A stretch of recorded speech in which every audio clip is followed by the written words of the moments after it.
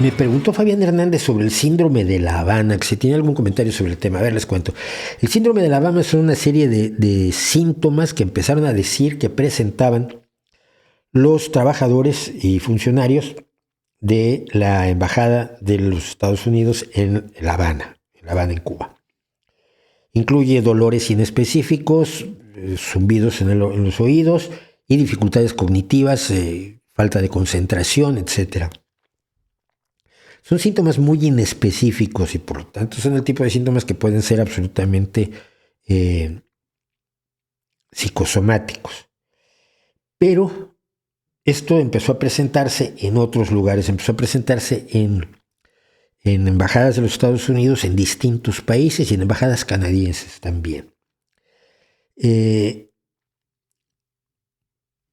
hay datos que si no es meramente una cosa psicosomática, que lo puede ser, que sea algo dependiente de Rusia. No que Rusia esté haciendo un ataque con una arma psicotrónica misteriosa como algunos han querido creer o han querido inventarse, pero que estén intentando o que estén directamente interfiriendo en las comunicaciones electrónicas de los Estados Unidos y como consecuencia secundaria se tiene esto.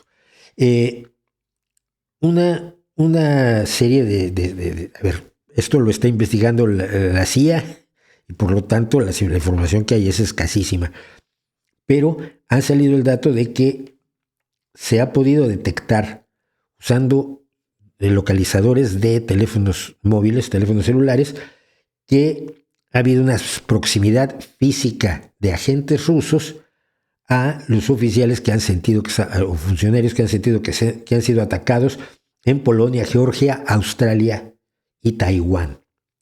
Y en cada uno de esos casos, personas que se cree que son agentes de la FSB, que es la heredera de la KGB, estaban cerca de los oficiales de la CIA que habían sido golpeados por el síndrome de La Habana.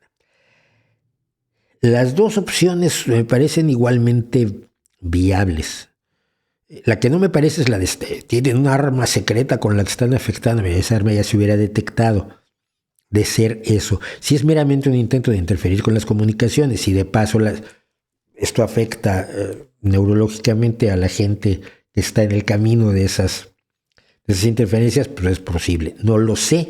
La CIA considera que es posible, pero la posibilidad también es que sea totalmente psicosomático. Cuando tú eres un diplomático que está sobre todo en un espacio hostil, cuando eres diplomático de los Estados Unidos en la Unión Soviética o en Cuba, estás en terreno hostil, como si eres un diplomático cubano y estás en los Estados Unidos, estás en terreno claramente hostil. El estrés y las tensiones a las que estás sometido son enormes. Entonces, es lo poco que puedo decir porque se sabe poco, se sigue estudiando, sigue ocurriendo, porque el problema es que esto sigue ocurriendo, y yo quiero suponer que los médicos que lo han atendido saben que no es meramente psicosomático, pero vaya usted a saberlo. En todo caso, es bastante entretenido.